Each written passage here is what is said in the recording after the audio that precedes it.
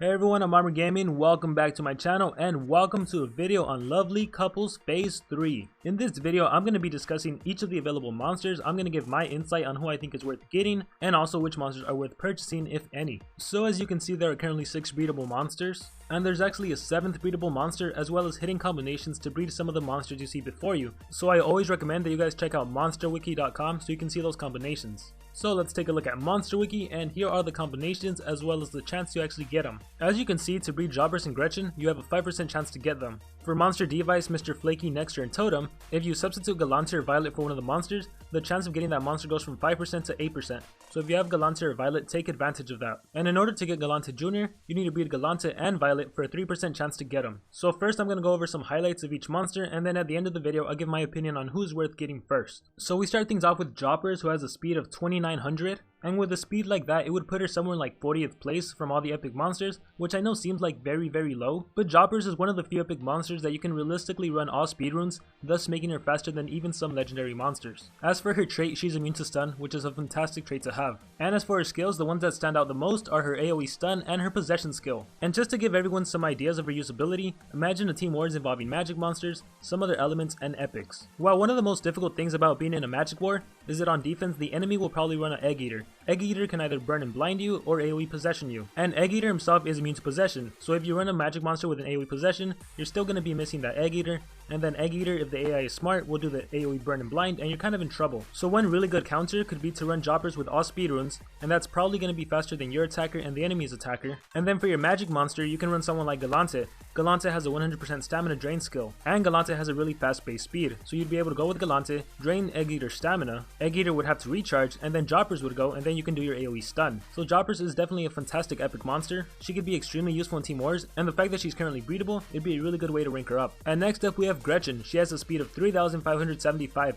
which is the fastest magic monster. Unfortunately for Gretchen, her trait is energized, which means she can easily be possessed. But the most amazing thing about Gretchen would have to be her skill, upper level elixir. All allies reflect all attacks back except for physical ones for the next 2 turns. So Gretchen is one of the best offensive monsters you can use. I already mentioned that a lot of players will put Egg Eater on defense, so if you start the game off with Gretchen and use upper level elixir, all of your monsters will have mirror. If that Egg Eater does AoE burn and blind, you're going to reflect that back at them. If Egg Eater does AoE possession, you're going to reflect that too. And don't forget that mirror lasts for 2 turns, so even if Egg Eater does burn and blind first and on the next turn does possession, you're kind of safe because you're reflecting all of that. Keep in mind that the middle monster is the one that reflects, and keep in mind that you'll still take damage, so Gretchen is not a good monster to keep your common or your uncommon alive. Still, with Gretchen's speed and her mirror lasting 2 turns, she's a fantastic magic monster. And next we have Monster Device, a fantastic thunder monster who doesn't get enough credit. Its speed is 3465, which is a fantastic speed to have. Unfortunately, its immunity is not the greatest. It's immune to daze. I wish it could have been better, but it is what it is. One fantastic skill Monster Device has is updated software. Burning immunity, daze immunity, stun immunity, and freeze immunity for 2 full turns for all of your team. If for some reason your opponent ever runs Dr. Victor, Tempest, or Nexter on defense, then this would be a really good skill to counter that stun. Aside from that, Monster Device also has a possession skill, which is pretty rare for thunder monsters. And we have this skill right here, very low battery, which drains 75% of stamina from the target, and this is a really good counter to Voltic, who you will most likely encounter in Team Wars. The difficult thing about battling a Voltic is that there's a 20% chance you can't stun it, you can't freeze it, and if you possess it, that doesn't matter because he has a lot of extra turn skills. So there's realistically only like 3 ways to counter Voltic. The first of which is that you wipe out Voltic in 1 hit. The second way to counter Voltic is to protect your team by means of space time, light blocker, or just some sort of effect that protects you from thunder attacks. And the third way to counter Voltic is by draining his stamina. So if you were to use very low battery on Voltic, he'd only have 25% of his stamina left, and once he uses that stamina, he's gonna have to recharge. And guess what you'll do after Voltic recharges? Once it's your monster's turn again, you have a skill called low battery, which drains 50% of stamina, which would force Voltic to have to recharge once again. So Monster Device is another monster worth going for, someone who doesn't get enough credit due to the fact that he's a thunder monster.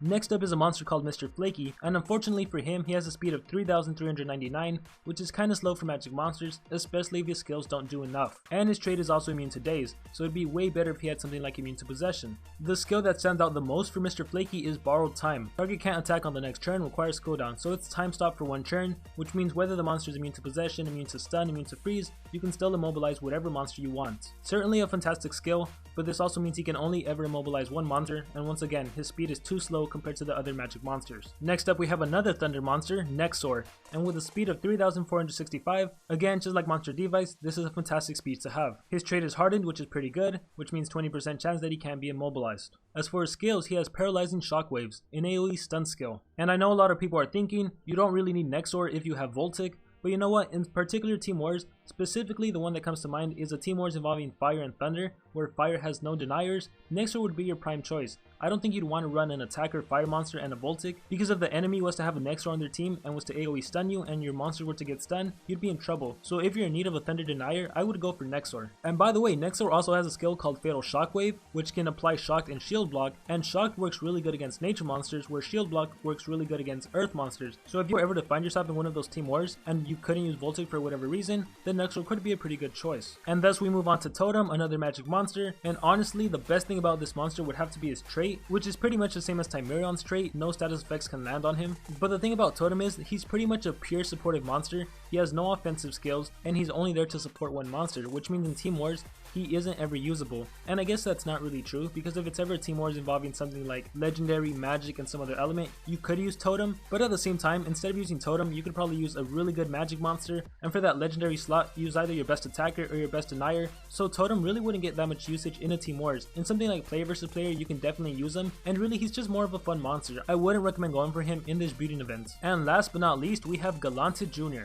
He has a speed of 3455, which is the exact same speed as Violet's. His trait is also immune to possession, so he's already starting things off strong. As for his skills, the most impressive is Get Shifty. Removes 50% of stamina from all targets, may possess all targets. This skill is just well, especially because you'll be able to use it on the first turn. And to top things off, we look at skills group 1, he has a skill called Swagger Leak. Applies Stamina Leak to all targets. So if you start the game off with his first skill that drains 50% of stamina and possesses, then the enemy monsters use one attack against their team, and then use Swagger Leak. When it's their turn again, they're going to lose 15% of their stamina, and it's going to force them to recharge. So you would have successfully denied the enemy team for 2 full turns with this monster. And if that wasn't enough, he also comes with a stun skill, perfect for immobilizing just about every single magic monster. And once again, going back to the stats, the fact that he's breedable, if you were lucky enough to get 2 of him, you could rank him up into level 105, and with a speed of 3611, his base speed would be faster than every other magic monster. And even though there's only a 3% chance to get Galante Jr., you might really want to consider going for him. And apart from the breeding event, there's also a few monsters you can actually purchase for gems. Demise and the Sentinel, as well as Roxanne and Worker Hulk. And without a doubt, the number one monster you should buy, even though it costs 249 gems, you should get yourself a Demise. She is by far the best light legendary monster in the whole entire game, and even one of the best monsters overall. You should definitely get Demise. I know I say you should normally wait until a monster costs 225 gems, but I honestly don't know if Social Point is increasing the price of all other monsters, and maybe like 249 is the new 225, so if you can, it's not even that much of a gem difference, get yourself a Demise, do yourself a favor please. And next we have the Sentinel, and with the speed of 3476, that makes him the fastest metal legendary monster. And this monster is honestly quite good, and I'm actually a little surprised he doesn't get used more often, especially because he himself has an AoE possession skills, and not that many metal monsters are immune to possession, so depending on who your enemy has on defense for Team Wars, Sentinel could be a prime choice. And then we have Roxanne, who's a metal attacker, and I'm just gonna go ahead and say that I wouldn't recommend this monster. Not because he isn't a good attacker or anything, he actually is a pretty good attacker, but there's so many different metal monsters to choose from that he honestly doesn't stand out that much to me. And there's also Worker Hulk, but I'm not going to spend time talking about him just because he's a breedable legendary monster, and spending 249 gems for him would be a complete waste of time. Alright, so now for the next part of the video, I'm going to tell you guys which monsters I think are worth prioritizing. Just keep in mind, this is just my opinion, and everyone is in a different situation. For example, if I was to recommend the magic monster as the main priority, but you don't have any thunder monsters, for you it would probably be ideal to get a thunder monster. So with that being said, I would have to say there are 3 monsters that actually share the number 1 spot for being your priority. Galante Jr.,